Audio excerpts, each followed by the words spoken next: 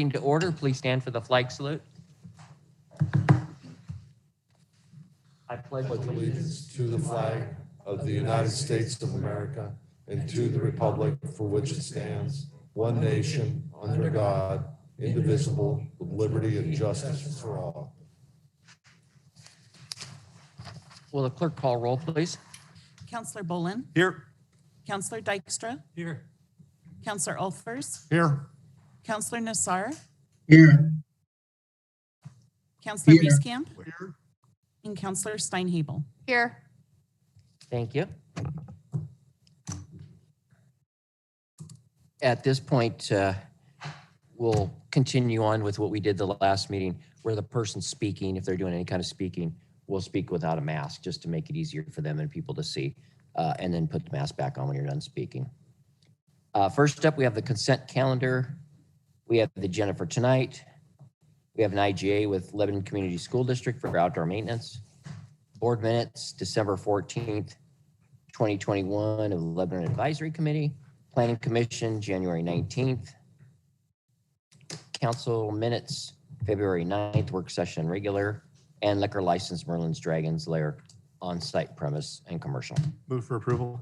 Second. Okay, it's been moved and seconded to approve the consent calendar. All those in favor say aye. Aye. Aye. Those opposed? Okay. Thank you. All right, we have a few proclamations, and I'll ask for your patience while I go through these.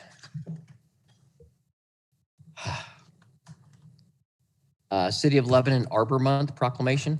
Whereas the last year has brought many changes and challenges, we have found much comfort in our local parks, trails, and other green space planted with many trees. And whereas we are proud to announce an update from the celebration of Arbor Day to Arbor Month. And whereas in 1872, J. Sterling Morton proposed that a special day be set aside for the planting of trees. And whereas this holiday was called Arbor Day and first observed with the planting of more than 1 million trees in Nebraska. And whereas Arbor Month is now observed through the nation and the world. And whereas trees can reduce the erosion of our precious topsoil by wind, water, cut heating and cooling costs, moderate the temperature, clean the air, produce life-giving oxygen, and provide habitat for wildlife. And whereas trees are a renewable resource, giving us paper for wood, for our homes, for fuel, for our fires, countless other products. And whereas trees in our city increase property values and enhance the economic vitality of our business areas and beauty of our community. And whereas trees, wherever they are planted, are a source of joy and spiritual renewal. Now, therefore, be it resolved that I, Mayor Paul R. Aziz, do hereby proclaim April as Arbor Month in the city of Lebanon. I urge all citizens to celebrate Arbor Month and support the efforts to protect our trees and woodlands and plant trees to promote the well-being for future generations. Excuse me while I take a sip here.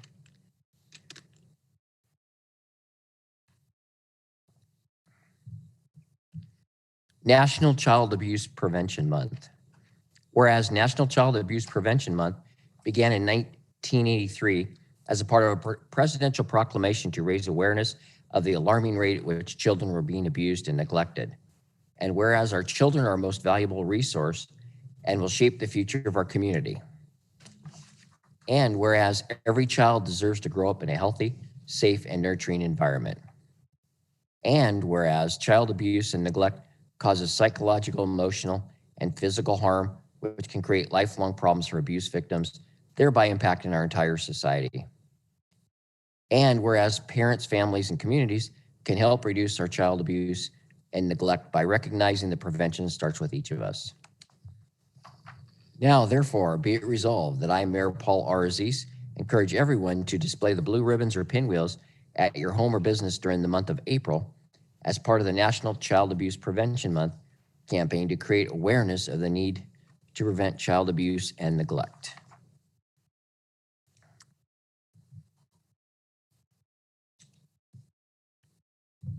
Two more. Distracted Driving Awareness Month. Whereas distracted driving can result in injuries and deaths to motorists, pedestrians, and bicyclists. And whereas the health and well-being of Lebanon's citizens are a direct result of increased awareness about the dangers of distracted driving, which occurs when drivers divert their attention away from the task of driving to focus on another activity. And whereas more than 700 injury cases involve distracted driving on an average day, and the economic toll of all motor vehicle crashes in the U.S.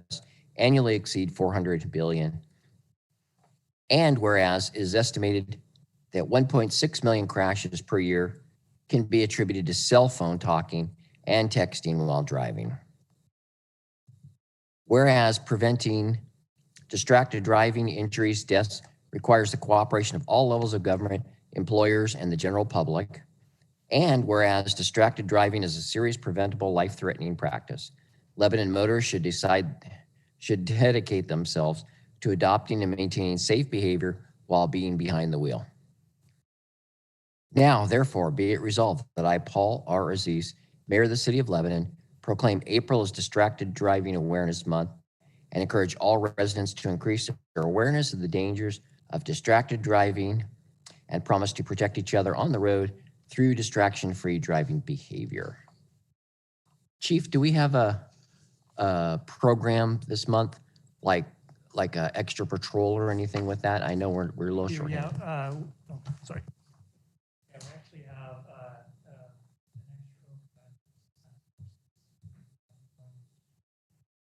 Very good. I know we have in the past. I just wanted to make sure. Good. I think that's worthwhile. Okay, and last but not least, and everybody loves our library, National Library Week. Whereas libraries help lives change in their communities, campuses, and schools, and whereas librarians work to meet the changing needs of their communities, including providing resources for everyone and bringing services outside of library walls. And whereas libraries and librarians bring together community members to enrich and shape the community and address local issues. And whereas libraries offer programs to meet community needs, providing Lebanon residents with story times, the summer reading program, and Lego Club, Genealogy Society, and the Gift of Literacy. And whereas the libraries will continuously grow and evolve in how they provide for the needs of every member of their communities. And whereas library staff and supporters across America are celebrating National Library Week. Now, therefore, be it resolved that I, Paul R. Aziz, Mayor of the City of Lebanon, proclaim April 3rd through the 9th, 2022 as National Library Week and encourage all residents to visit the library this week to take advantage of the wonderful resources available. I don't know how many people are on social media, but their presence on social media for the library has been amazing for the community. And some of the stuff is so funny and so engaging just to get the community involved. So our librarians and library folks are just doing a great job. Okay, so first up, we have the Lebanon Chamber of Commerce. That would be Rebecca Grizzle. And this will be the Lebanon Chamber of Commerce Annual Tourism Transit Route Tax Report. Good evening, Council. Can you hear me? How do I click? What am I doing? Ready to go? One moment, please. I'm very happy to be here tonight, especially being on this side of the table. Appreciate all the work you're doing in my stead. Thank you. So tonight I'm going to present my annual report on tourism dollars. Several years back, I think in 2010, 2012, this body asked the Chamber of Commerce to manage a portion of the transient tax that comes in from the hotel taxes. We, with that, 30,000 of that is to operate a visitor center. So with that, we maintain staff, phones, email. We give out a lot of collateral to visitors. We have a welcome neighbor program, so when people move to town, they get a bag full of goodies with different businesses have welcome pens and information. We give out visitors guides and make sure that they know when later on when they need a plumber or whatever kind of information they need, they come to us for that. We're the central Strawberry Festival resource, so our office will get very, very busy. Thank God we're having a Strawberry Festival this year. Very exciting. And we're just a general resource for all of the events in the area. We have a lot of people that stop in asking for trails, that kind of thing. So we're a general resource.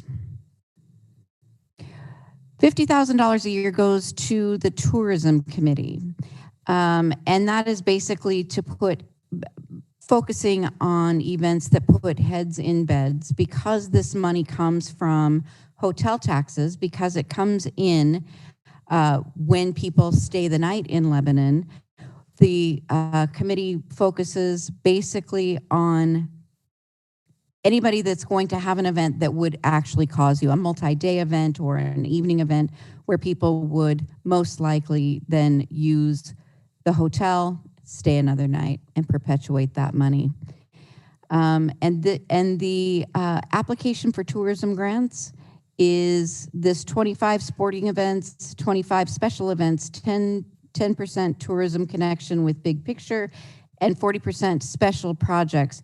That is a portion that this body asked the committee to kind of keep it in that proportion.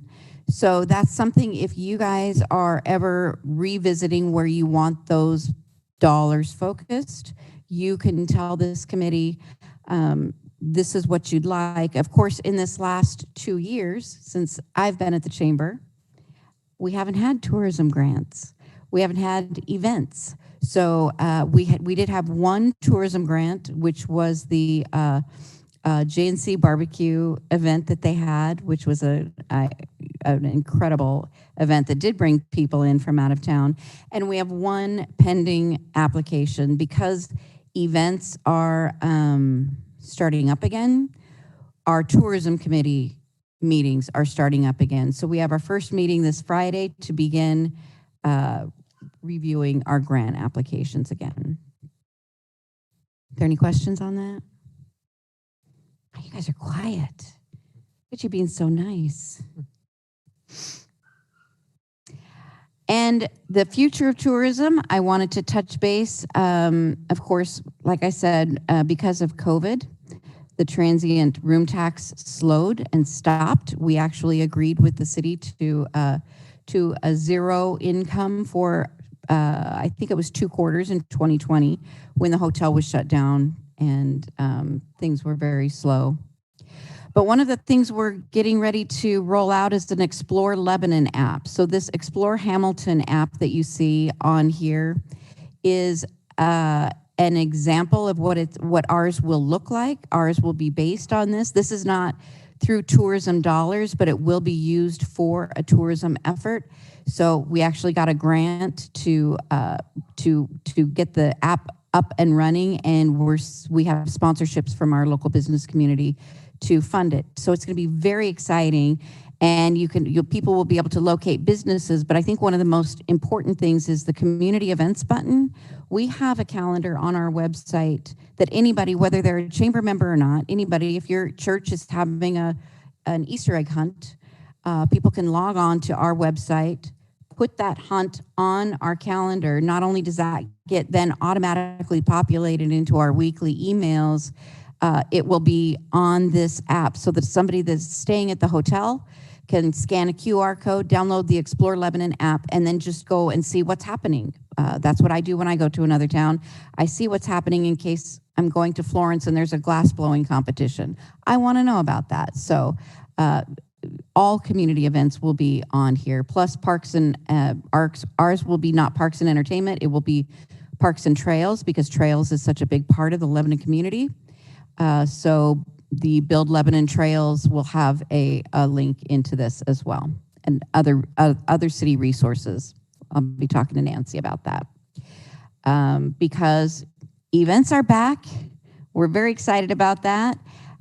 If you guys have a goal setting session and you decide that there's new goals to be ascertained through this tourism committee, we have a group of volunteers that meets occasionally, then we're open, we're all ears to what you guys would like to see done with this money to help sustain events in Lebanon. And so that's really it. I was told to keep it short and sweet. Do you guys have any questions? I like the app. The app looks cool. The app is very exciting. I'm very excited. We should be up and running, I would think, within certainly 4 to 5 weeks. Nice. So very exciting. Just in time for the busy time. What's that? Just in time for the busy time. Yes, exactly. Just in time for people to come back in. I'm meeting tomorrow with the hotel to see how we can make sure that people coming in from out of town can best, with one of the hotels, I'll be meeting with both of them to best get that in front of people. So, all right. Thank you. Thank you.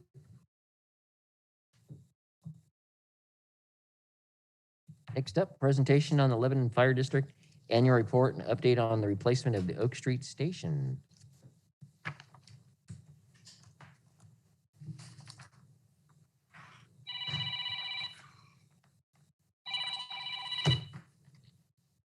Sorry.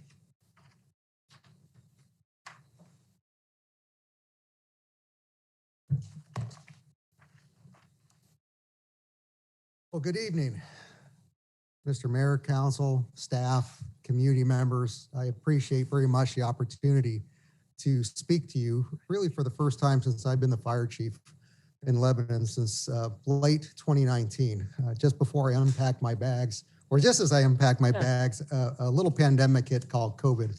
And I am extremely happy to be out and do things that I was hoping to do when I first got here, which is to build some community relationships. And so I appreciate the venue. For those that don't know me, my name is Joseph Redondi. I've been in the business for about my 33rd year in the fire service. I failed at retirement and enjoyed public sector so much that I decided to come back and serve again. And I fell into a lovely district called the Lebanon Fire District, and I appreciate the community. So I left annual reports. They can be lengthy and wordy, and I'm not going to read to you. We created a quick PowerPoint presentation to talk a little bit about who we are, what we do, the value we add to the community, some of the challenges we face that are going to be some of the similar ones that you face, and then looking and projecting to what the future of the fire service delivery and EMS service delivery will be to the community.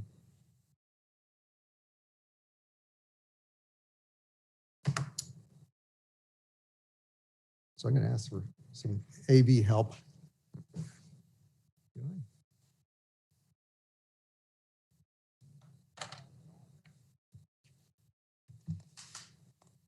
Let me just click with that one. All right. All right, quick technical difficulties. There we go. Awesome. So before 1986, the fire district was part of the city. In 1986, we formed.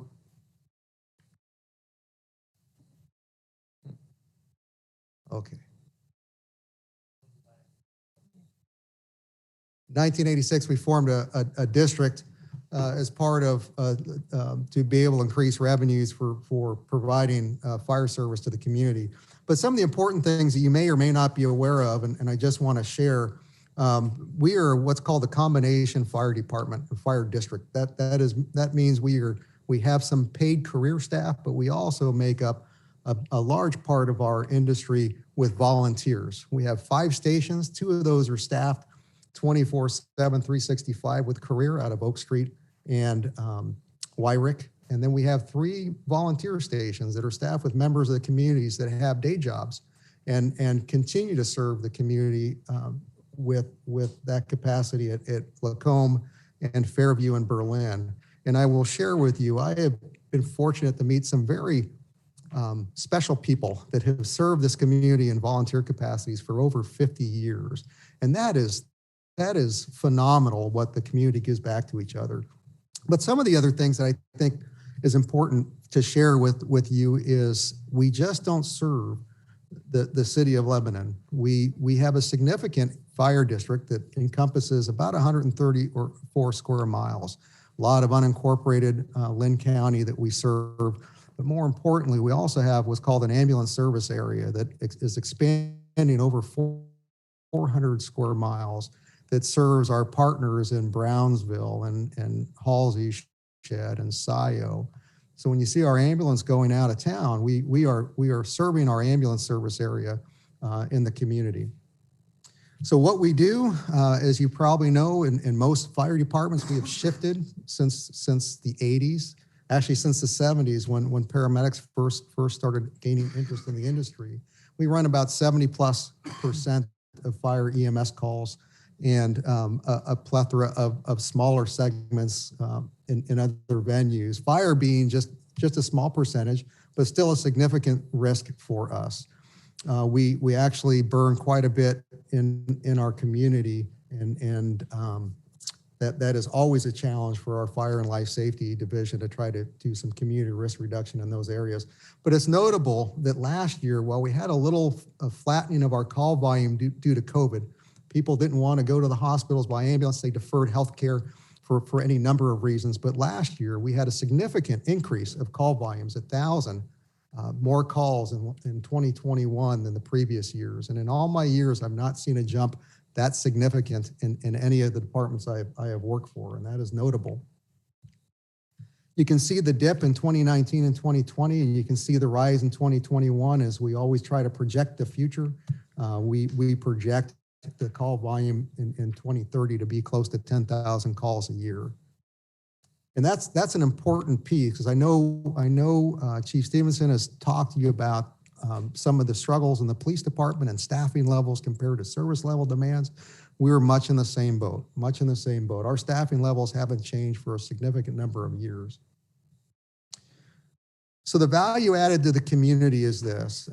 There's a couple things. Something called return of spontaneous circulation.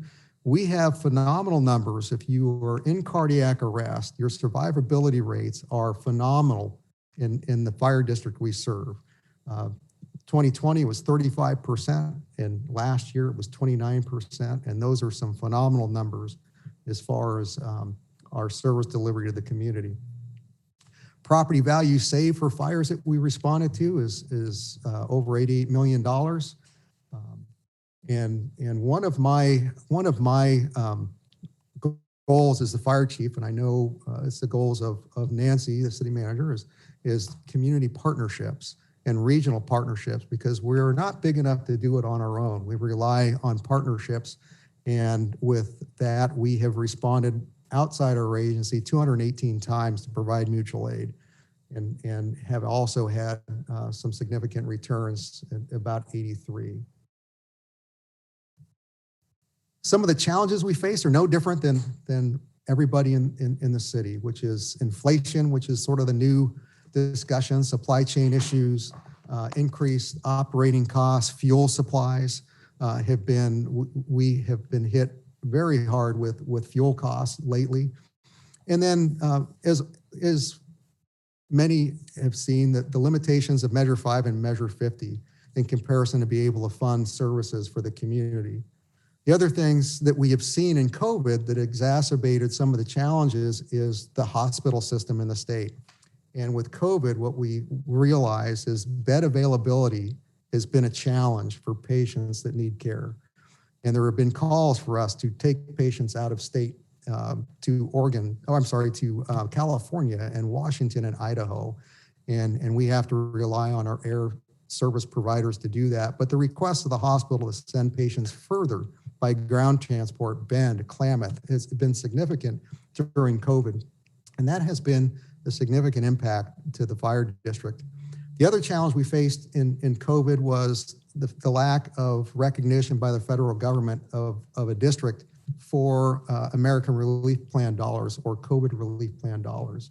We were eligible for some in 2020. That was because the state legislature opted to divert some funds to special districts of Oregon, and we were eligible by grant to obtain some of those monies, and we were successful in doing so. But with the last go through of ARP monies, we were not eligible. So the additional cost to respond to COVID by upstaffing or overtime related to for ambulance transfers or just calls were all based on the burden of the existing taxpayer limits.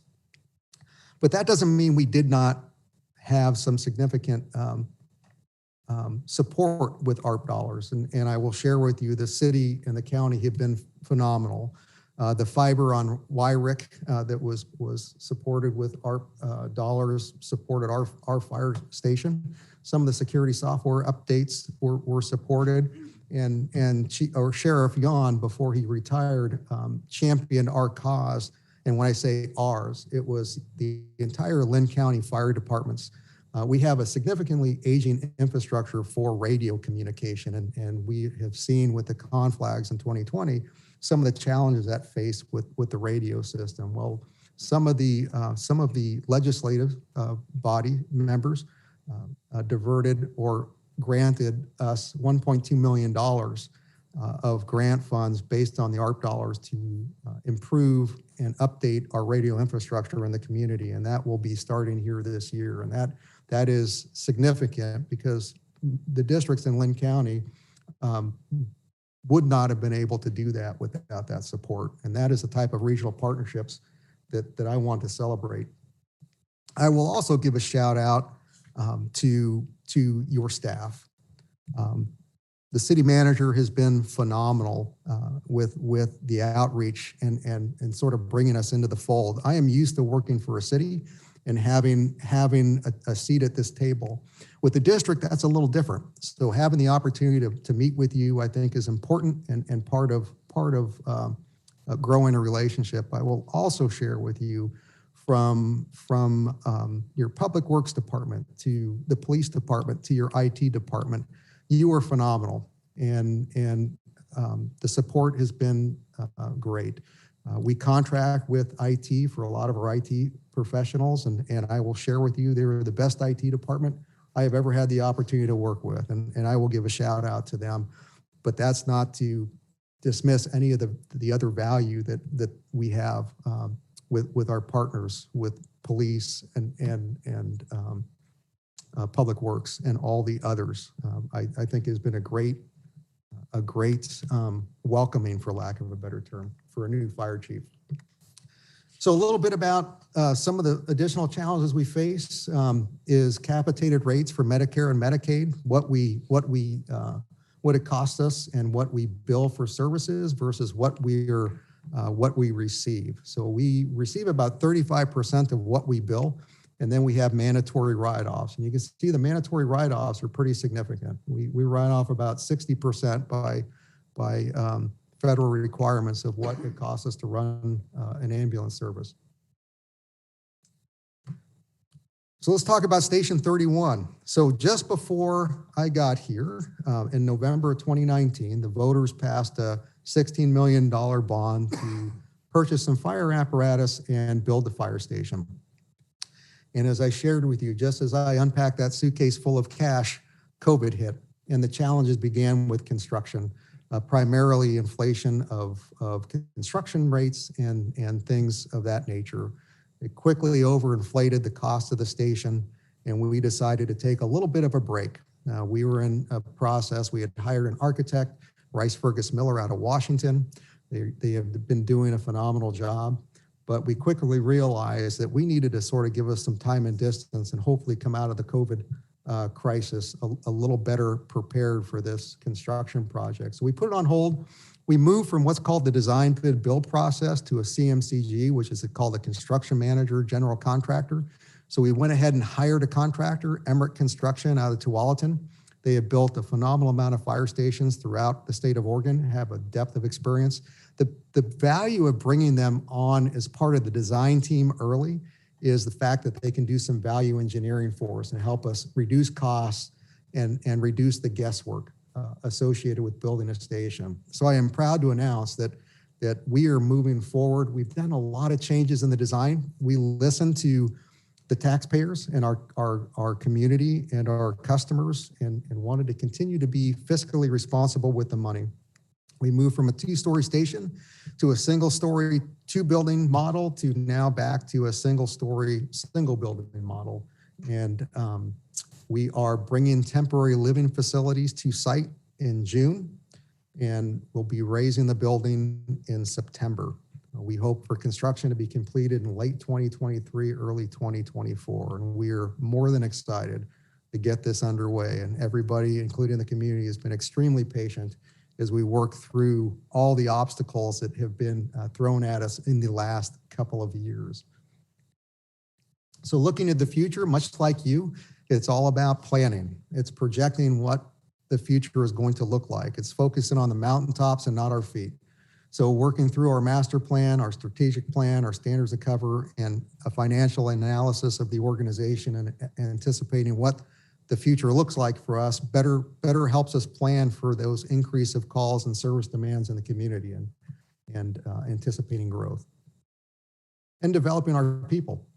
We have a gap in what I would consider senior leadership and new folks coming into the organization and a big gap of experience in between. And at some point, they are going to be leaders in this organization, and we have to do everything we can to prepare them to best serve their community in a safe manner. Any questions? All right, I will thank you.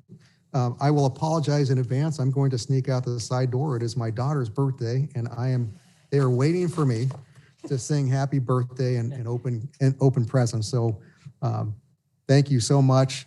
I left my business cards here. You're more than welcome. I am happy to talk to you all day long about your fire district. And if you want to meet for a cup of coffee or just come by the station, I'm happy to chat with you. And the annual reports are here for after the meeting if you'd like to see them. Thank you so much and have a great evening. Thank you, Chief. Thank you. Enjoy the party.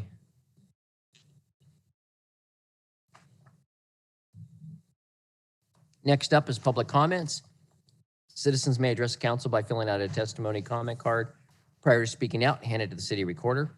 Each citizen is provided up to 5 minutes to provide comments to the council. Council may take an additional 2 minutes to respond. The city recorder will also accept and distribute written comments at speaker's request. Public comments can also be submitted by email to email address prior to 5 p.m. on March 8th. The city recorder will distribute comments to the mayor and council to the meeting. And I don't think we received any, did we, prior? Okay, we did not. So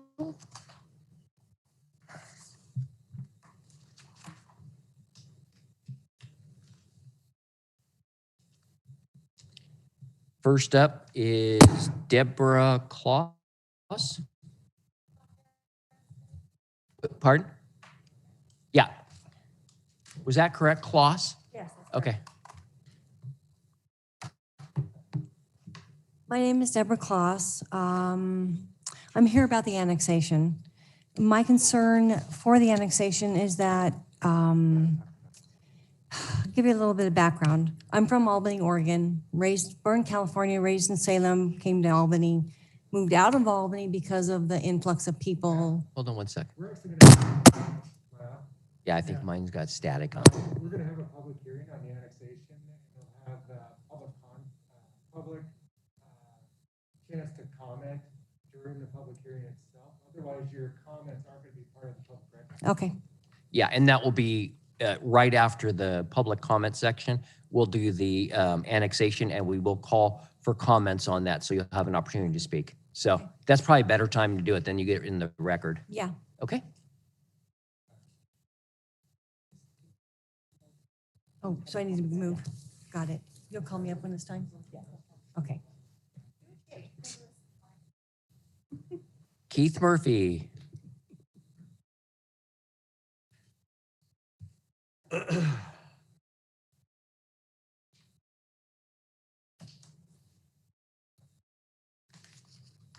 Hello again. Hello. Hello. Good evening.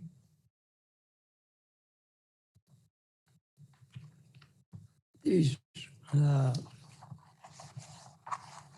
when you said that you were having, when you were going to have public hearings. How do you, what do you mean by that? How do you release public hearings? There's a rule and there's procedures that we have to follow by the state. And basically that's how we do it. And it's advertised in the papers, it's advertised on social media. And I don't know if there's anything else. What papers? What's that? What papers? Like the Lebanon Express, the Oh, okay. Lebanon Local. All right. So it is put out there, and we have so many days that it has to be put in, so that there is a notification out there. Okay.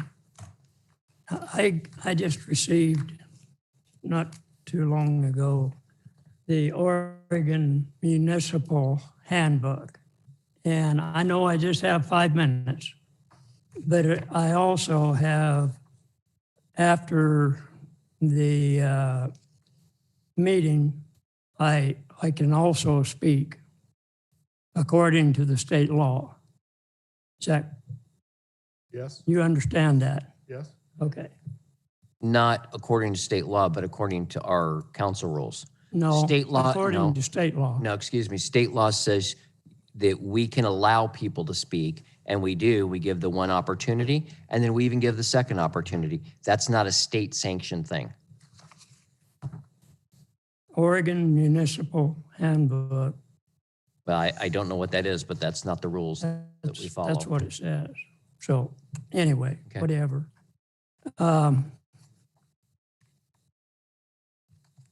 What I have here in this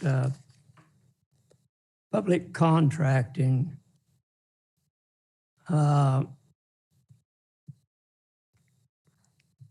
both parties agree to comply with the Oregon Public Contracting Code. You got the numbers, as applicable, particularly regarding contracts with third-party vendors entering a performance of the parties' respective obligation under this agreement. My question is, and you don't have to answer it until later, when you get a contractor to do anything, like, for instance, when you get a contractor to put in sewer line, road building or whatever, do you go for the lowest contractor, or how do you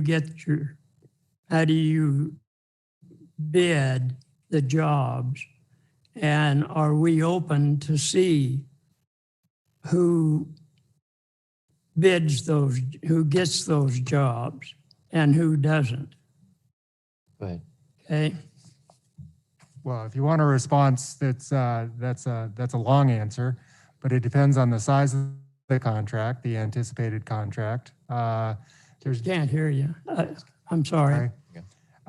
Is this the last meeting we have to wear this? Yes. That's great. It So is. it all depends on, first of all, the amount of the contract. It also depends on whether the contract is for professional services or construction services. And then if you're getting into like large, what you were talking about, a large construction, it's the lowest responsible bidder. So we have to look at what the responsibility factors are with respect to any bidder. So you have a combination of the low bid plus somebody who has been determined to be a responsible bidder as well. If you want real details, Ron's here. Well, I was wondering because most of them are over $1 million. You know, your sewer lines, your, the big contracts. And I would think you would get multiple contractors and you'd get the lowest bid. And we're bound by state law on how we handle that. I'm sorry. We're bound by state law on how we handle that. All the things that Trey just mentioned are state law that we have to follow. Oh, okay. And to answer the last part of it, yes, once a bid is awarded, it's all part of the public record. Anybody that wants to can have an access to it. There are a few exceptions with competitive bids, different things, but very few exceptions. Oh, okay, all right. Also, I'll give you an extra minute or two since we were talking. I'm sorry. I'll give you an extra minute or two since we were talking. Okay. On that land parcel that you're in the works of trying to get, I guess, 79.97 acres, whatever it is.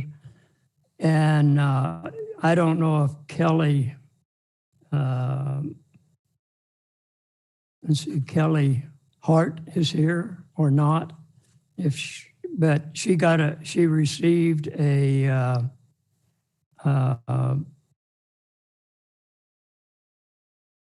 hot mail from Kelly Hart, Daniel and Deborah Kloss. And did you guys, any of you get that from? That's the lady, I believe, Mrs. Claus, that was going to speak at the annexation hearing. So she's here. And yes, we did receive it. Yes.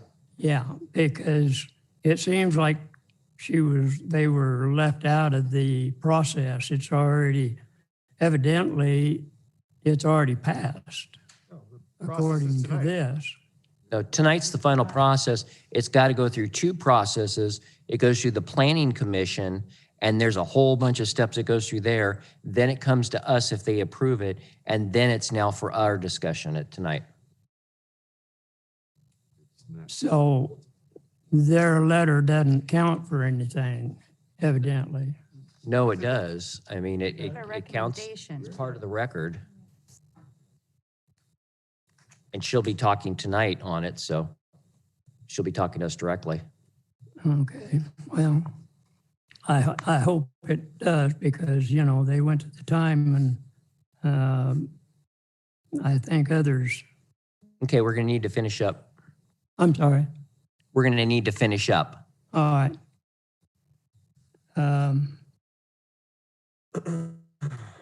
Whereas the public was invited and the public meeting was held during the city council meeting, March 9, this is part of it, where the 2022-27 capital movement program was reviewed.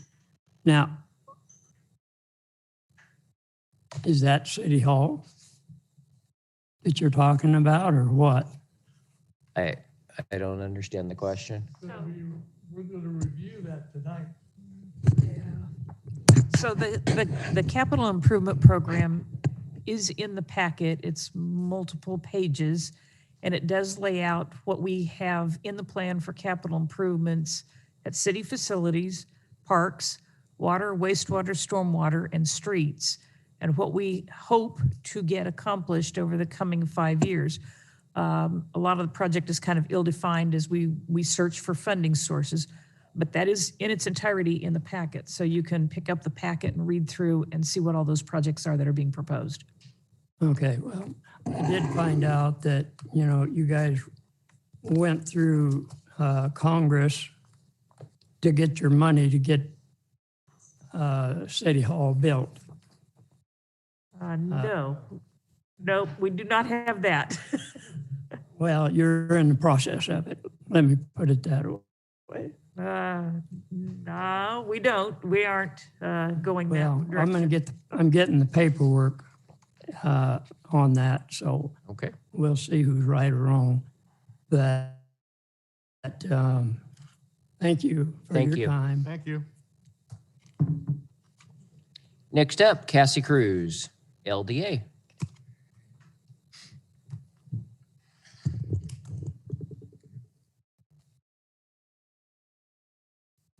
Hello, everybody.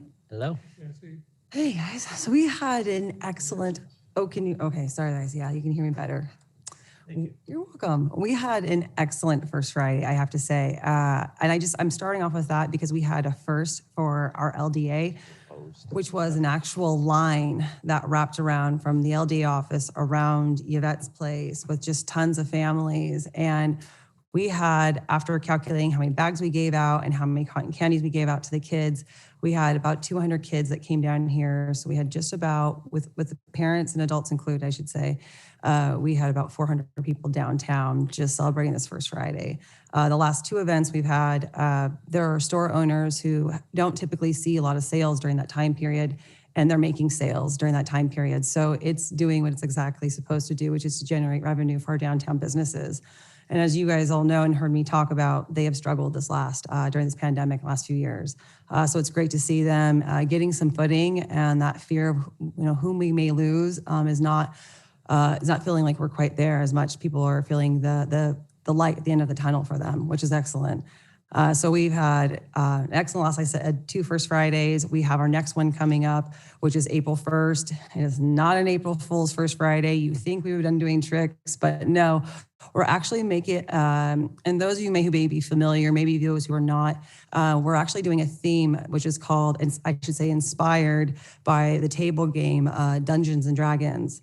So that's really an all cerebral, imaginative game where characters come and they have quests and they are to make choices. And so we are actually working with one of our local merchants on Sherman Street, which is Willamette Gaming Company. They're the co-host for this event. And they not only have D&D sold there, of course, but they also have games like Magic, The Gathering, and a few others. So if you've never been there, it's 54 Sherman Street. Check it out, West Sherman Street, so I get the side of this road correct. So check it out. They're amazing. They're excellent. And of course, they're individuals just like a lot of our downtown businesses where, they're the operator and the ones working the storefront. The gentleman who actually I'm working with, who's called the Dungeon Master, and he's putting together the storyline for us. His other job is he works for Central Willamette. So he's someone who has another passion, and yet has invested in our community to see something come through, not just of his own enjoyment, but that he knows he can pass to generations, as this is a game that has, I think, surpassed it's 40 generations. I think it came out in 78, maybe. So 30 generations, something like that. I'm not going to do math. We just say I'm not doing math. I'm not doing math. So anyways, so we have a lot of things on the horizon that are going quite well for us. We are, like I've said, working on several different projects. One thing I did not mention in my update from last time is we're actually working on a revitalization grant through the Oregon Main Street program. The revitalization grant was something that came out through legislation for the state of Oregon. It's a $200,000 grant, and actually it's being spanned over 2 years. So we'll have $200,000 this year and $200,000 next year that they're giving out to downtowns. Ours, how we're going to be submitting this grant is for upper floor residential, and we're looking at supporting the Courtney Block building, their upper floor residential, and also the Lebanon Hotel. Peter's looking at putting in hallways that lead up to the 3rd floor, 2 apartments to kind of get that first one started so he can get the rest of his apartments underway. And this will put in electrical, HVAC, and a few other systems, and same with the Courtney Block building. So we're starting to see slowly but surely some more turnaround for our downtown district in not just livable space, but also just space that's going to continue to provide with people in the downtown as we have residential. And I can say, as a resident of the downtown area, there's nothing better than walkability and getting around and having your shops readily available. I mean, I love it. I love the fact that, at this point we have high gas prices. I can walk to work and go walk and see everyone I need. And I know that those individuals who live downtown love its accessibility for just as much for that reason as I do. And so it's going to be nice to see that expanding and more people are going to be able to enjoy that, and more families are going to be coming downtown as well. So we have a lot that we've been working on. We have our community cleanup day as well coming up, and that is going to be, the third Saturday of May. I'm not going to get the exact date on me, and I don't have my phone, but the 3rd Saturday in May, come on down. If you need information about any of our events that we have coming up, go on to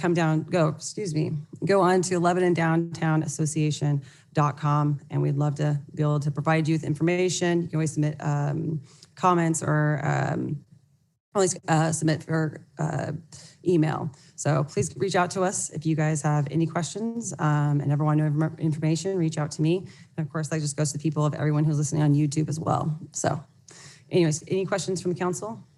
I just have one thing. I just want to compliment you on the work for the first Friday, this last Friday. Downtown was very full. It was great to see kids out there for the Dr. Seuss event, and just great job. It looked like it reminded me of Trick or Treat downtown almost. It was very full. So kudos for you for getting the community out. And I have to say that's honestly, and I have to give kudos to Brooklyn Theodoff. She actually works for Northwest Apparel and Graphics with Yvette Meyer. And if it really was not for committed volunteers like that to be boots on the ground for us, getting those dedicated merchants and store owners to be in restaurants a part of it, we wouldn't have that would not have felt like, downtown trick or treat. It really does take those committed volunteers to make that happen. So more kudos to Brooklyn. I'm just a pretty face who gets to stand up here or sit here. Good job to the team. Thank you. Anything else? Good. Perfect. Thank you, guys. Thank you. Is there anyone else that would like to address council? Okay. Seeing none, we'll move on to the regular items. Item number 1 is an annexation. And the public hearing for annexation A2201 is now open at 6:52 p.m. Your patience is appreciated while the city attorney goes through the requested hearing procedures. Thank you, Mr. Mayor. The City Council will follow the quasi-judicial hearing procedure set forth in ORS 197.763. These procedures are posted on the wall, and this is used in order to make sure that everyone has a fair opportunity to present their case and testify. At the commencement of the hearing, we will ask all councilors to announce any ex parte contact or conflicts of interest. If you have any questions as to what ex parte contact is or conflict of interest, please feel free to ask. The staff report will be presented first. It will include information which staff believes is relevant to the identified criteria from the city's comprehensive plan and land use regulations, which staff believes to be relevant to the issues of the hearing. Then have questions of staff by council. We will then open it up to public testimony. The audience may provide oral or written testimony concerning issues relevant to the hearing. All testimony or evidence must be directed towards the criteria described in the staff report or other criteria in the comprehensive plan or land use regulations. Please note that failure to raise an issue, including constitutional issues or other issues related to the proposed condition of approval, if any, accompanied by statements or evidence sufficient to afford the council and the parties an opportunity to respond to the issues, precludes an appeal to the Land Use Board of Appeals. We will ask all witnesses to sign in with their name and address and state your name before you begin testimony. We will have testimony of witnesses, which will include both the proponents and the opponents of any issue, and will be given an opportunity to provide that testimony. The applicant has the burden of proof. The applicant will be provided rebuttal testimony limited to answering points of evidence raised by the opponents. We'll start with the proponents of the application, which is generally started by the applicant. We will then allow opponents of the application to talk and rebuttal if necessary. We will then close the public hearing and all deliberation will be by council. Generally, a decision will be made this evening. However, there are other options. With that, Mr. Mayor, you can ask if any councilors have ex parte contacts or conflict of interest to disclose. Do any councilors wish to declare ex parte contact, conflict, or bias? Seeing none. Is there anyone in the audience that objects to the notice that was sent in this case to the jurisdiction of this body to hear and consider this case? Will the Community Development Director please present the staff report? Thank you, sir. So before you tonight is a proposed annexation of an approximately 80-acre parcel that's generally located on the southeast corner of Vaughn and Stoltz Hill Lane. The property is currently, bless you, within the county, and it's, bless you again, proposed to be annexed and have a zoning code designation of residential mixed density. The property to the east is this property here that you can see on the screen is located within city limits, and the site is contiguous to that property and therefore eligible for annexation. The neighborhood within which the property is proposed to be annexed is generally underdeveloped and is surrounded by properties within the county, that either are mostly for agriculture uses or some larger lot, single-family home residential. But as you can see on the aerial image, directly to the northeast is a fully developed residential subdivision. It is within our city's urban growth boundary, which makes it eligible for urbanization upon annexation. In terms of public facilities, water and sewer are already being constructed in the general vicinity with the West Side Interceptor. And so utility facilities will be within the area within the next 2 years to be able to be connected.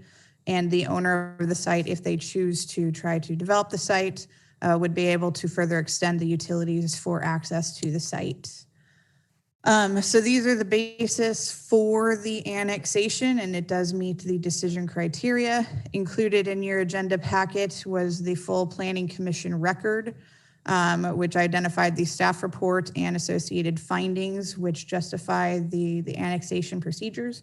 But generally speaking, if a property is contiguous to city property, it is eligible for annexation as long as it accepts its initial zoning, which is designated for residential mixed density. As part of the Planning Commission procedures, we did receive letters of opposition. Those letters of opposition identified that there was concern about comprehensive plan changes or possible rezoning, that there was concerns about potential environmental impacts associated with development, as well as traffic congestion associated with any future development, infringement on existing neighborhood lifestyles, and if the annexation were to move forward, to at the very least limit the zoning to low density single family residential with a minimum 1 acre lot. The vast majority of these comments are geared towards development potentially occurring on the property. The proposal before the Planning Commission and the City Council is simply to annex the property, which is to change its designation from county to city. Any future possible development that could occur would have to go through a full public notification and public hearing process, where they would have to do the necessary environmental reviews, ensure there's preservation of wetlands or mitigation of wetlands, and any further environmental considerations. A traffic impact analysis would be required, including any possible improvements necessary for the street infrastructure, based off of any of the development. And so all of the concerns that are identified in the letters are all related to something that is not yet being considered or proposed as part of this application. The one item that can be addressed is the limiting of the zoning to 1 acre minimum lots. This is a county-specific zoning standard. The City of Lebanon has standards for low-density residential and mixed-density residential, with the minimum property size of at least 6,000 square feet for low density and 5,000 square feet for mixed density. And so that is the minimum size that we can require, and 1 acre lots is not permissible per our code to require it. A developer, if they chose to move forward with it in the future, could do so, but that's not something that the city can restrict the site to. So that concludes the criteria and the discussion in terms of the site's eligibility and response to the comments on staff side. We do have the applicant representative available in the audience if the City Council so chose to speak with them, and I'm available to answer any questions. Questions, staff? Okay, at this time, I'll ask for the applicant's testimony.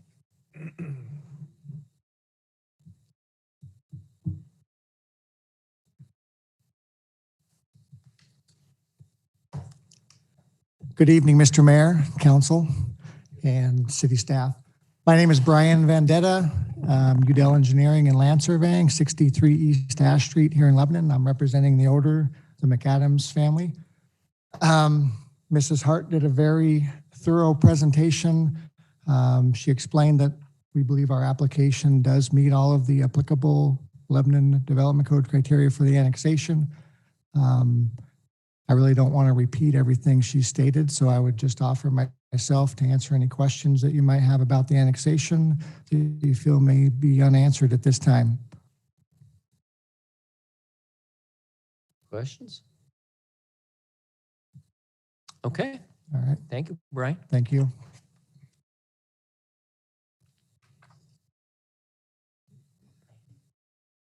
Is there anyone who would like to speak in favor of the annexation? In favor? Is there anyone who would like to speak in opposition of the annexation? Go ahead.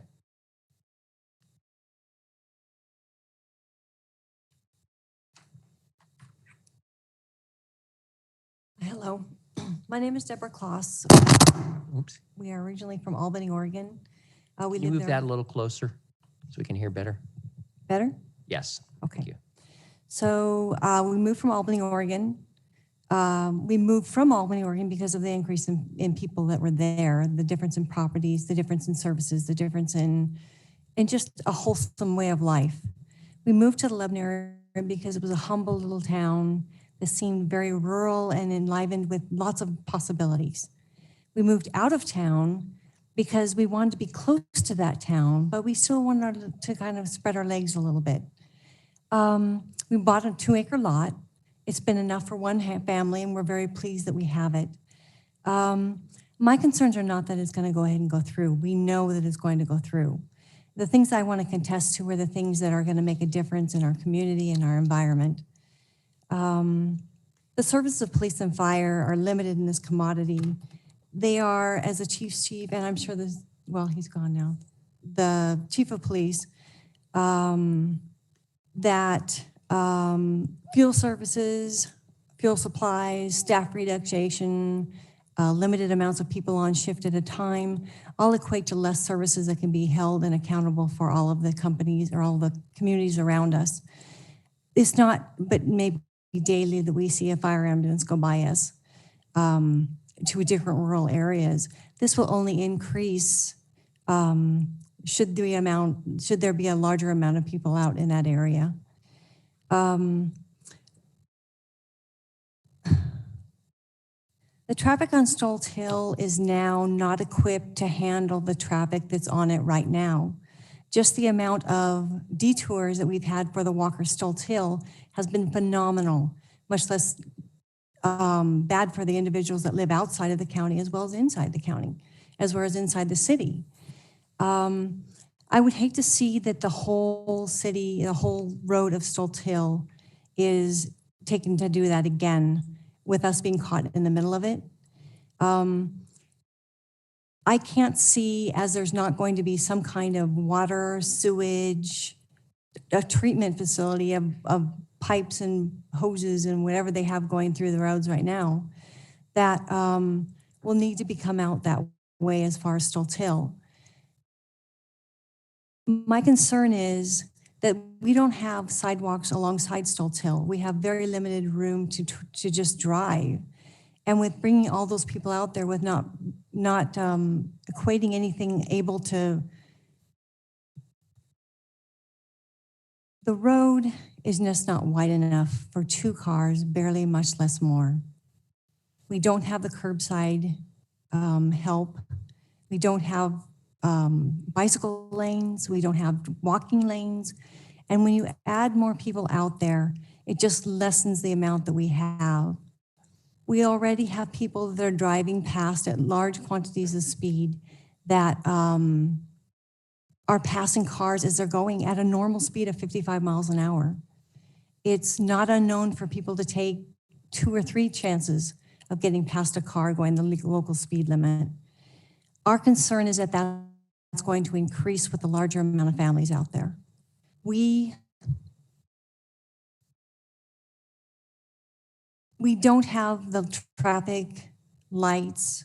We don't have the traffic stop signs. We don't have the traffic help that is going to be needed for that kind of population.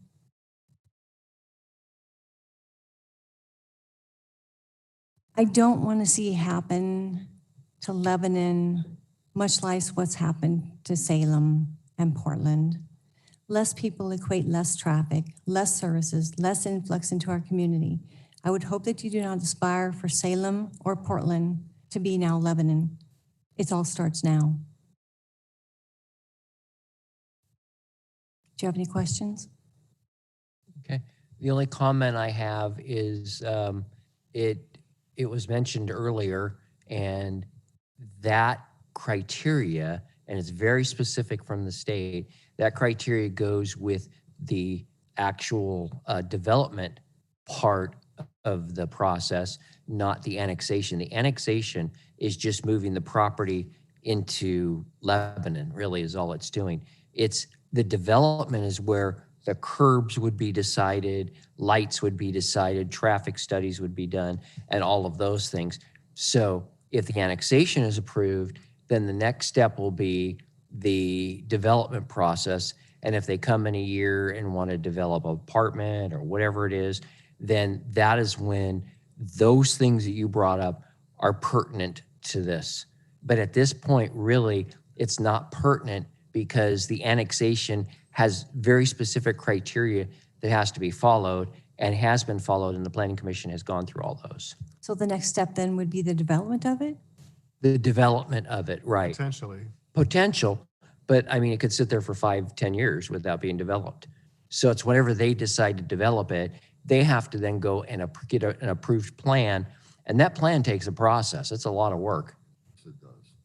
It's a big deal. Went through it. KJ just did the That was a 2.5-year process, just 2.5 years to doing get his all development all done. the So, approvals, and then all the work on top of that. and that included people that weren't happy with that place being near where they were too. So, but that's the point, the time when that was really brought up. Unfortunately, the way the planning process works in Oregon is that that's a very specific thing, annexation, and then the development is a whole separate entity in itself. It's my understanding the annexation has already been approved. I'm sorry, what's that? It's my understanding the annexation is already falling through. Not until we approve it. No, it's been approved by the Planning Commission, and then once they approve it, they bring it to us, then we start looking to see if there's any holes in it or if there's any problems, and then we approve it or not. Okay. That's So, what's happening tonight. okay, so tonight you're deciding whether it should be annexed in. Right, Right. right. Okay. Has nothing to do with what's going to be on it, what could be on it, anything like that at all. Okay, then I would just, You did a great job of raising the issues that you're concerned about, and that will happen on someone buying it to develop it. And if you watch, there will be another public hearing at the time when they want yes, to I do a was involved in development, the one that and you you're need to talking about. go to the Planning Commission because your presentation is actually quite good. It is. Very Yeah. good. And most people come up and are nervous as heck, and I'm sure you are too. But you just did a great job, and I appreciate it. It's just unfortunate that that's not the information that can help this particular part of the process. So so the decision today is whether to annex it in. Yes. Whether to make it part of the city. And is that determined by today, or has there already been a process to do that? I'm sorry? Is the decision being made today among yourselves? Yes. The recommendation Yes. is coming to us from the planning commission. Mm-hmm. They have looked at that, they've had their discussions, and they've approved it to come for council decision. What is the purpose for having it annexed in? If a property is contiguous to city boundaries and it lies within what is already a predetermined urban growth boundary of the city, then a property owner who may want to develop his property or create something with his property a certain way has the option to ask the city to allow him to come into the city limits. The county building standards and development standards are vastly different than the city's building standards. So if you have something in mind to do with your property, you may not be able to do it in the county, but you could do it in the city. And what you do with your property, as long as it follows the law, is totally up to you, and that's your right as an American and as an Oregon citizen. So this parcel of land lies within the urban growth boundary, which is kind of a line outside the city limits that says this is where we expect the city to grow to, and it will stop at this point. And so that's where this is, and they also touch a lot that's a city lot, and that gives them the ability to then ask permission through the Planning Commission and then to us ultimately to grant them permission to come into the city. And they then would be subject to city regulations, city laws, city codes, city development codes, et cetera. Yeah, and the services. So that's kind of how it happens. And I know it's kind of a confusing process. No, I but- understand it. But when you look at property, though, it's important to understand things like the urban growth boundary and things like where city limits are, because if you think you're going to buy a piece of property or a lot for your house and that you'll never see development around you unless you're way out in the county, that may not be the case, right? That's one of the risks of living close to a city, is that depending on who buys the property and what they want to do with it and what the law allows, you may be subject to living next to that. And we've seen it happen before. And I lived in a subdivision that was a grass field for, umpteen years until 16, 17 years ago. And now it's a nice neighborhood, but someone I'm sure was upset when that went in because that was their grass field that they're used to running, playing with their dog and stuff. So I understand where you're coming from. Thank you very much.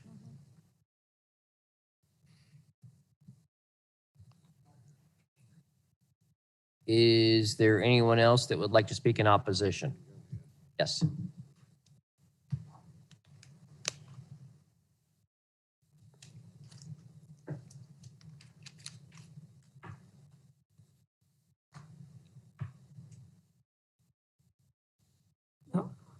Right now, you're working on the industrial end of it. I can't remember what street it is, but you're putting in sewer and I don't know what all you're putting in there. Can you move the microphone a little closer so it can hear better? Thank you. And going out towards Sweet Home, you are in the process, you haven't started it yet. You have 50 acres, isn't that right? By where they have the carnival and all of that. I don't know what they call it. Cheetah Lake. What you guys call it? Cheetah Lake? Cheetah Lake, yeah. You're developing that. Are you speaking about the annexation that we were discussing? No, Because this is a I'm public, just saying, this is a public you've got all hearing. these other projects going. Okay. Cheetah Lake, there's nothing going on there except around the lake. And now you're wanting to annex this 80 acres for the future. You guys are swallowing up a lot of property here. And there's multiplexes going in other places. That's what everybody's after, is to get people in these multiplexes instead of homes. And I don't go for that. That's,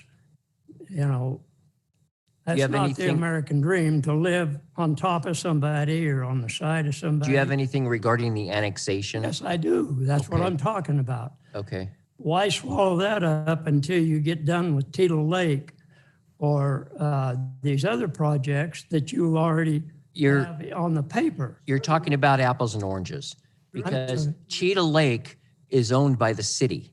I know. These are private properties that people want to annex into the city, which is legal, and it's part of the state process. I know. So the fact that Cheetah Lake is out there, we're going to develop Cheetah Lake as a Get city. that done first before you try to swallow It up has nothing to do with somebody the else's. annexation.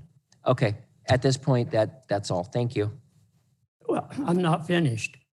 Well, I think you are, because you're not actually addressing the annexation. You got 50 acres that you can do.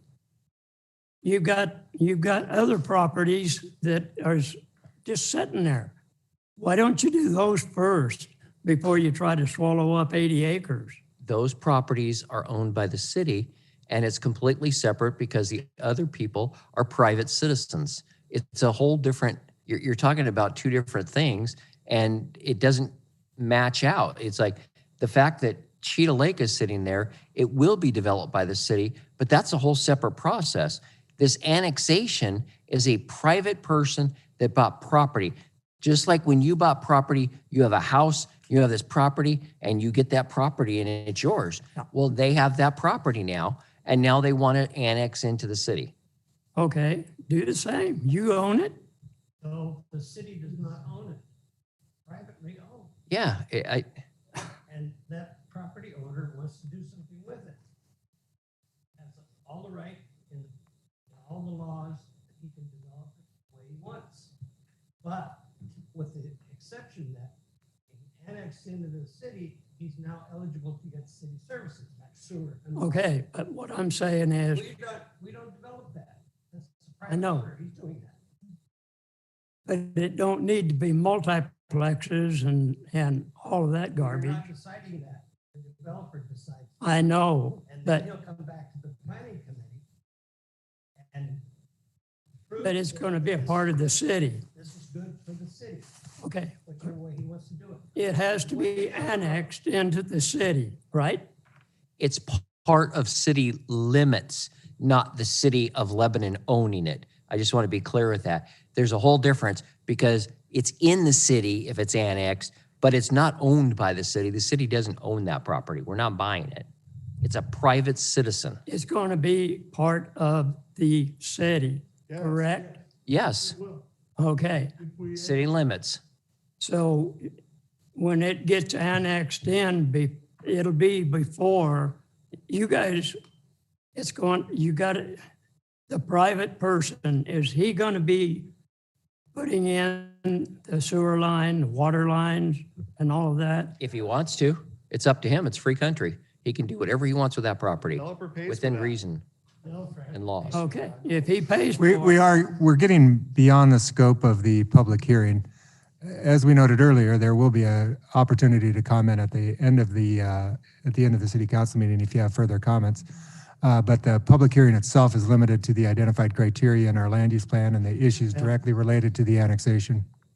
Okay, but I'm strictly against those multiplexes because they're a blight to Lebanon and all these other cities that, Well, for some Going that people, way. it's the only way they can survive and live.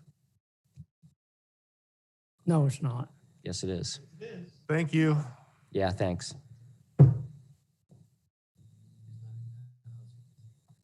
There's another person who wanted to speak. I don't know the person's name. Right underneath the clock, she was starting to. Okay. Okay, anyone else want to speak in opposition? Yes.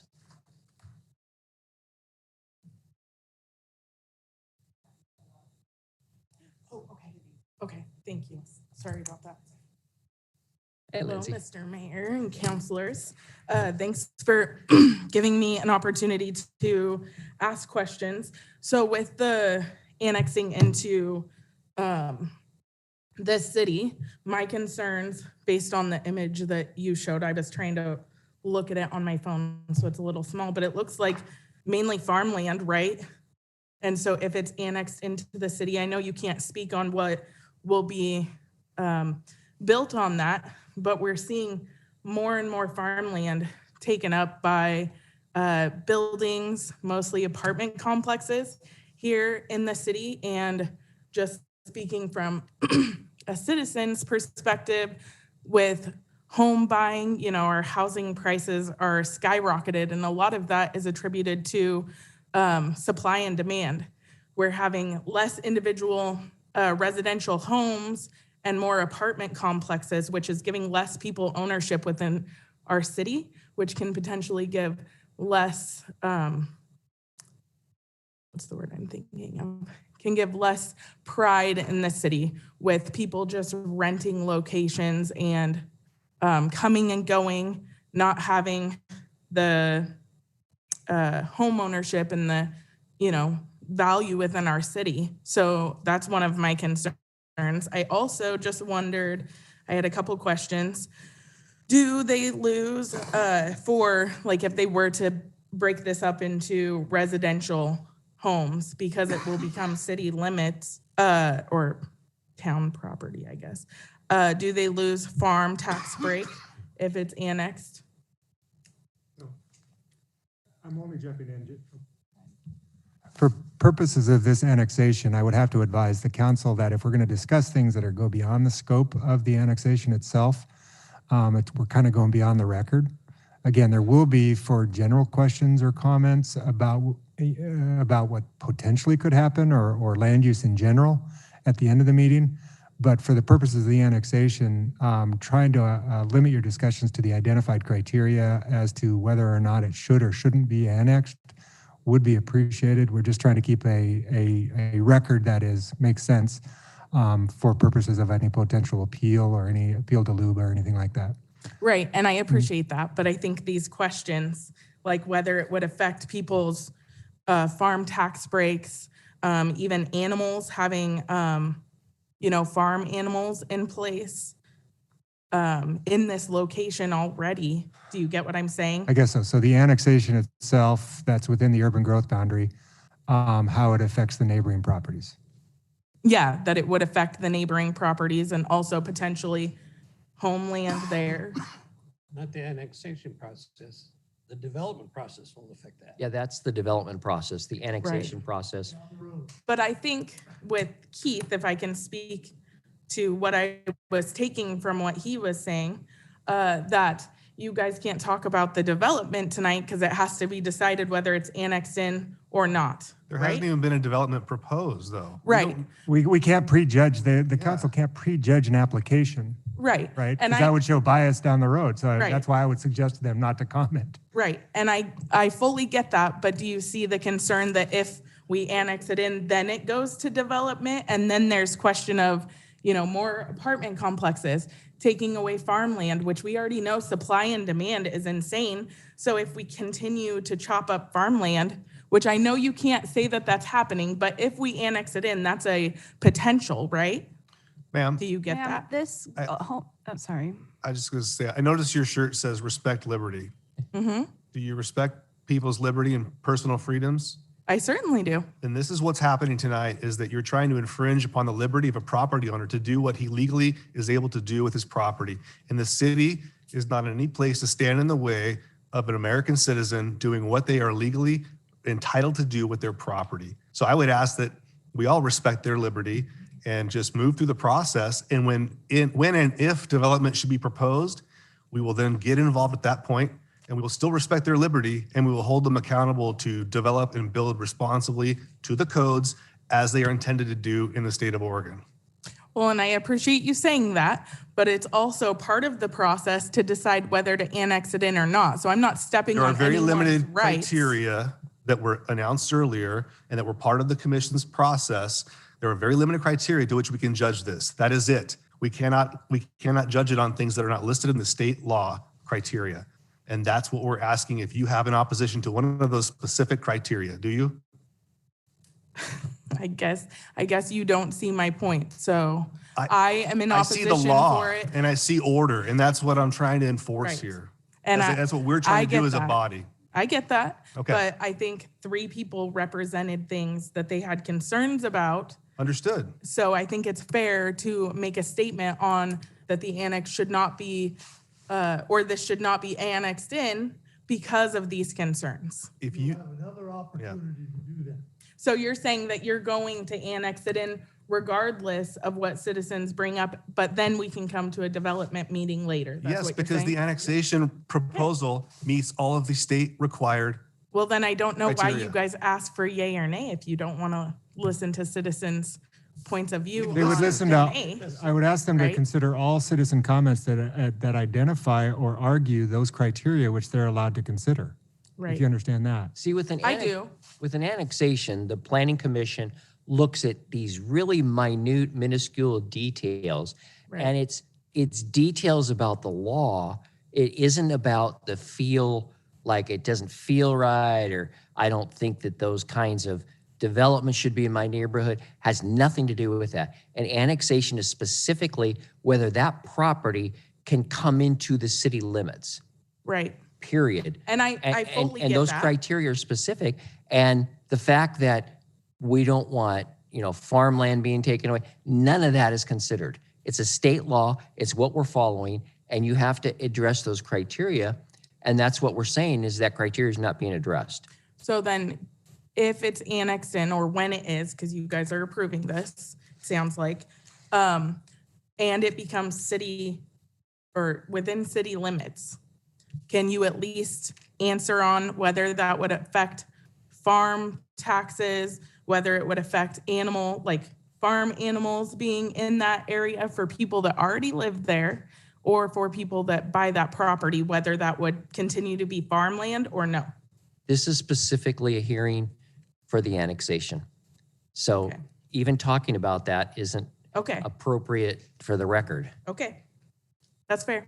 Thank you So- for hearing me anyways. Absolutely. I appreciate it. And if a development, watch for a development, if a development comes back, then that is when you can then discuss all of those Watch all of issues. your guys' meetings. Okay. I will certainly do that.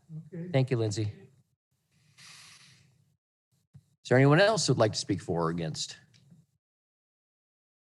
Okay, at this time, the public hearing is closed at 7:27 PM. And any other council discussion? Will the city attorney please read the title of the ordinance?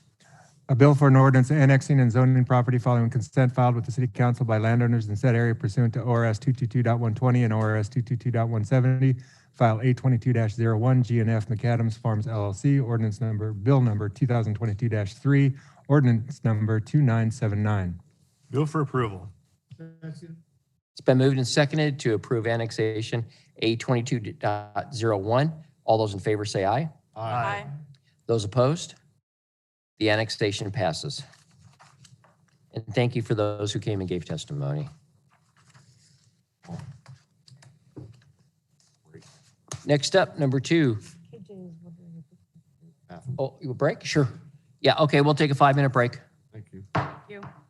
Next up, number 2, creating a community vision plan update ad hoc advisory committee. Kelly Hart.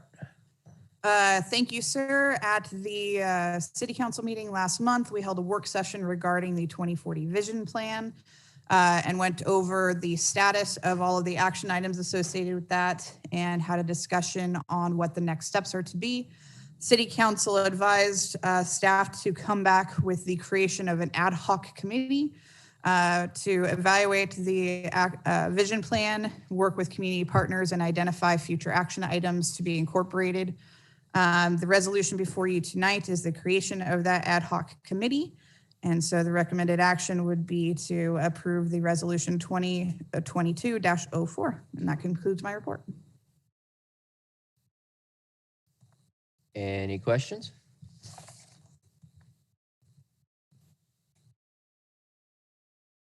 Okay. Thank you very much. And see no questions, I'll entertain a motion. Read it. Oh, go ahead and read. I'm sorry. That's all right. Go ahead and read the title. Resolution number 2022-04, resolution of the city of Lebanon created. Mike's not on. Yeah, it is. Leave it on, Trey. It's on. It actually was on. I was just standing It's back not there. close enough. Just got to get closer to it. All right. Resolution number 2022-4, a resolution of the city of Lebanon creating a community vision plan update ad hoc advisory committee. Move for approval. Second. It's been moved and seconded to approve resolution 2022-04. All those in favor say aye. Aye. Those opposed? Motion passes. Resolution passes. Number 3, Oregon Cascade West Council of Governments, grant acceptance and appropriation. Kelly Hart. Thank you again. The Chamber of Commerce has identified in their previous presentation tonight that they're developing the Explore Lebanon app for their advertising of community events. As part of this, they received a grant from the Oregon Cascade West Council of Governments. This is kind of a just paperwork item. In order to distribute that grant, it needs to be distributed from the Council of Governments to a municipal agency, at which point we can distribute it to the Chamber of Commerce. So the City of Lebanon would be the intermediary for that grant. So before you tonight is a resolution that would authorize staff to accept that grant and authorize the city manager to sign any required documents to pass that grant through to the Chamber of Commerce. Okay, I'll have the city attorney read the resolution.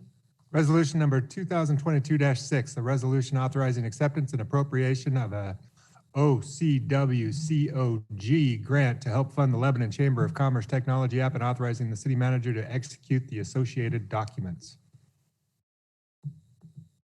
Is there any discussion? Questions? Move for approval. Second. It's been moved and seconded to approve resolution 22-06. All those in favor say aye. Aye. Those opposed? Resolution is passed. Thank you. Number 4, adopting the 2021 Oregon Standard Specifications for Construction and the City of Lebanon Supplemental Specifications. Ron Whitlatch. Thank you, Mr. Mayor, City Council. We kind of plugged up your agenda tonight with this, at least your agenda packets. What we have before you tonight is a recommendation to approve an ordinance for the 2021 standard specifications for construction and the supplemental specifications that the City of Lebanon has. Currently, we're using 2008 specifications. We had intended to get to this in 2018, kind of change them up every 10 years, but it took a long time to write, as you can see, and we took the opportunity to update our standard drawings at that point, but these specs would be used for all the civil construction throughout the city, both private development, capital projects. Then we also write project-specific special provisions, but that pertains to each of the projects as they go. But with that, I can answer any questions. It's pretty dry, monotonous stuff, but I'm more than welcome to go into it. It's a fun read. Okay. Just saying. Any questions? Sure. Is there a highlight reel of this? Is there anything that that we need to know as a body that changed from the last 10 years? No, so it's a joint specification that ODOT and APWA, American Public Works Association, writes. They update it. Sometimes it's every 2 years, sometimes it's every year. We were using the 2008, and in order to be current and with the industry standards and some of the technology changes, we needed to update ours. And we took the time to go through the entire book. And what you see in your packet is what we call our city supplementals, which supplement the actual big book that we use. So it's fairly complex, but there are no highlights. Okay. I thought I would ask if there's anything in here that was, essentially controversial. Yeah, or the Cliff Notes. I did read through it too. There's a lot in here. Yeah, there's nothing controversial. Nothing. It's just typically how the city does business and what we require of our contractors. Thank you, Ron. Yes. Any other questions? Okay, seeing none, we'll have the city attorney read the ordinance bill title. Ordinance bill number 2022-01.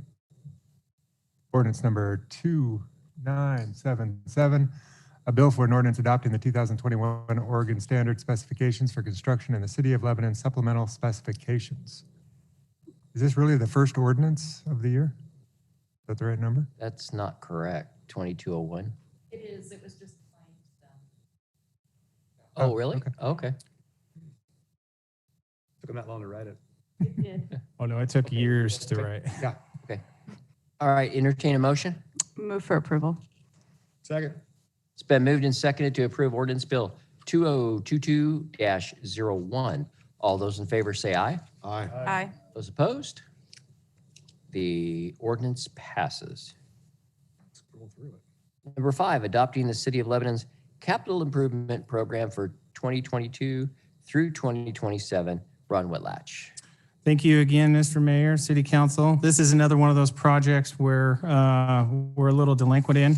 It's kind of one of those that we put on the back burner and get to as we have time. Our last one was done in December of 2019. We like to get them updated at least every 2 years, so we're not too far behind, but we would have had this to you probably last year, but every time I picked it up, something changed. It seems like we're in a constant state of flux with our projects right now as development occurs and with funding. So as we were developing the document, it was constantly changing.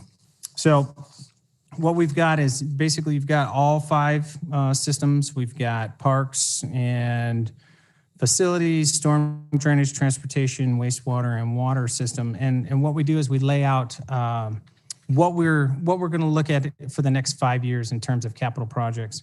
Now, that's not to say that there won't be capital projects that come up that aren't a part of this, because there's, as with aging infrastructure, there's always things that come up that we don't necessarily see. But this is kind of a snapshot of what we project is going to happen within the next 5-year planning cycle. But one, it helps us if we've got grants that we can apply for. If the project shows up in a CIP plan, why then you can, it makes it easier to apply for grants, because a lot of times that is a criteria for applying for grants. And it also gives us kind of a roadmap of where we want to go, you know, with the projects in the city and how we've prioritized things out. Probably the easiest thing to do, unless you want me to go through each system, and I'm more than happy to do that, but is to go to page, I believe it's 11 of 66, which is kind of a project cost summary sheet. And these are the projects that we're undertaking, that we're looking at undertaking. By no means do we have all these funded. There's, I want to say, somewhere around $90 to $93 million worth of projects laid out here. Now, a good share of them are, you know, you start thinking about the West Side Interceptor at $22 million. You know, we've thrown in things like the potential for City Hall, potential for the Senior Center. All those things are put in there. We're looking at various grants for roadways, wastewater improvements. We project that within a couple of 3 years that we'll probably be spending roughly $10 million out there on upgrades when we get our new NPDES permit. That money's sitting aside right now. So there is a good portion of it that's funded, but a lot of it will have to go back and we'll have to get grants. And some of it's going to be funded through ODOT. Some of it will be funded through Lane County as we move forward with the projects. The timing, I have to say that we do our best to look at the timing of these. You know, it's easy to predict this year and next year. It's not so hard when you start looking out there, or not so easy when you start looking out there, you know, 3 or 4 years from now and going, are we going to have this funding? And inevitably, without fail, some other project will come up and we'll put this project that we had planned further backwards. So, and that's just the nature of the beast. There's not a lot you can do about that. You take the priorities as they come, and the priorities is what's on fire right now. So that's what you've got in front of you. I'd love to answer any questions or go through anything you want to go through, but it's pretty cut and dry. So, questions? Okay.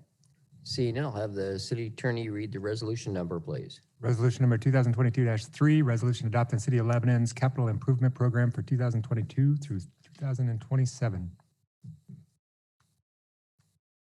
Move for a motion? Or motion? Move for approval. Yeah, I'll take a motion. Second. It's been moved and seconded to approve resolution 2022-03. All those in favor say aye. Aye. Those opposed? The resolution passes. Next up. Thank you. Nancy, thank you, Ron. City manager's report, Nancy. Thank you. See if I can Go there, Nancy. try coming this way then. So I'm going to just start by completely ruining Ron's CIP you just adopted.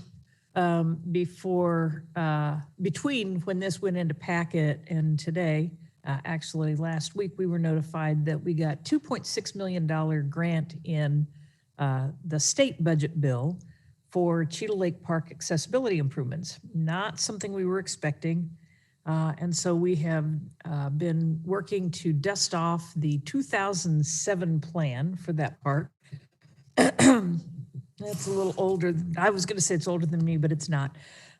So we have scheduled now the March 23rd work session to sit down with the council and talk about what our alternatives are there in terms of the $2.6 million, the larger park project, opportunities for maybe some other grants to leverage into that Cheetah Lake 2.6 million and see if we can come up with a plan. It is, as Ron said, then something else comes up and it's a, whoops, gotta turn my attention suddenly.